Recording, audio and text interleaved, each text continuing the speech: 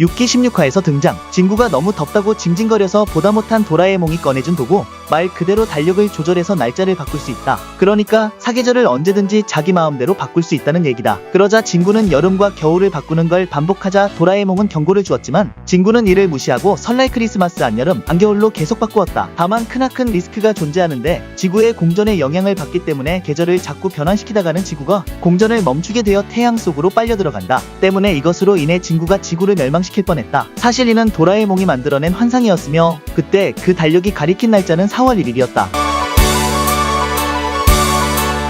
구도라 19기 14화에 등장. 이 껌을 먹으면 뭐든지 마음먹은 일을 끝까지 해내게 된다. 진구가 공부든 결심한 일을 잘 해내지 못하자 도라에몽이 꺼내준다. 그래서 진구가 이것을 먹고 비시리의 만화책, 이슬이의 케이크 등의 유혹과 퉁퉁이의 협박도 다 뿌리치고 시간 안에 모든 일을 해냈으나 사실은 그냥 껌이었다. 도라에몽이 일반 껌을 완결껌이라고 말하면서 진구한테 준 것. 그동안 진구가 한 일은 완결껌이 아니라 진구가 진심으로 결심한 것을 열심히 한 게 되었고 도라에몽이 진실을 말하자 진구가 놀라워한다. 이 에피소드는 신도라 일본 최신 에피소드에서 리메이크되었다.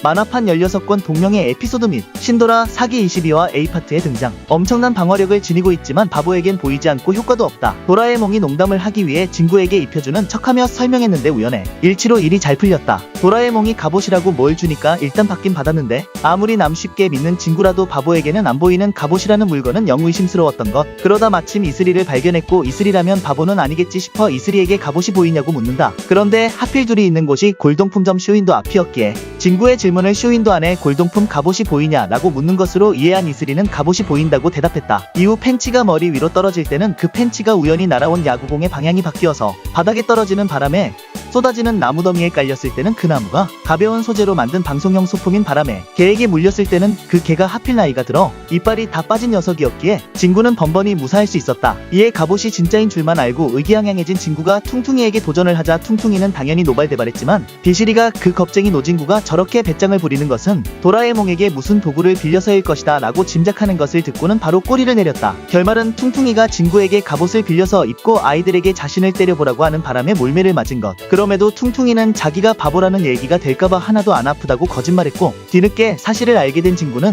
도라에몽과 함께 엉망진창이 된 퉁퉁이를 보면서 뜨끔해했다. 이 에피소드는 신도라 일본 최신 에피소드에서 리메이크되었다.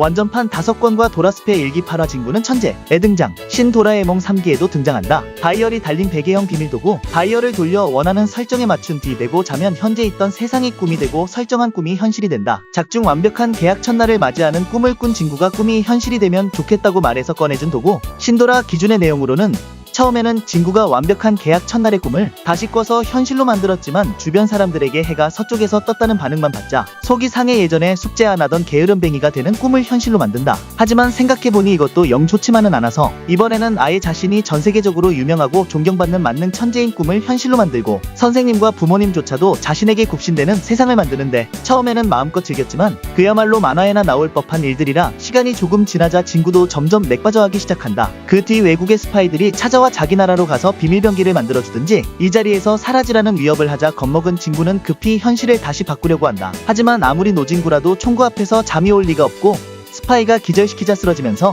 베개의 머리가 다시 현실이 바뀐다. 이리저리 현실과 꿈을 오가다 깨어난 진구는 방학 숙제가 하나도 안 된 것을 보고 도라에몽에게 현실 베개를 다시 달라고 하지만 도라에몽의 대답은 현실 베개라는 도구 같은 건 없다는 말. 현실 베개가 있는 세계도 꿈이었고 진구는 꿈속의 꿈을 오가고 있던 것이었다. 여전히 숙제는 하나도 안 했지만 방학 마지막 날인 것도 꿈이었고 방학은 아직 반이나 남아있었다. 일단 도라에몽은 그런 도구가 없다고 말하긴 했지만 워낙 어디까지 꿈이고 어디서부터 현실인지 헷갈리는 이 에피소드 특성상 현실 베개가 정말 없는 건지 잊지만 안 주려고 거짓말한 건지 아니면 이것조차 진구의 꿈인지 확실하지 않다. 아무튼 신도라 3기에서는 이것을 알게 된 진구가 혼란에 빠지면서 끝나고 92년도 스페셜 일기 2화에서는 방학이 아직 많이 남은 것을 깨달은 진구가 에이 그럼 괜찮네 라며 다시 잠들자 도라에몽이 시청자들에게 얘들아 너희는 진구처럼 이러면 안 돼 라고 말하는 것으로 끝난다.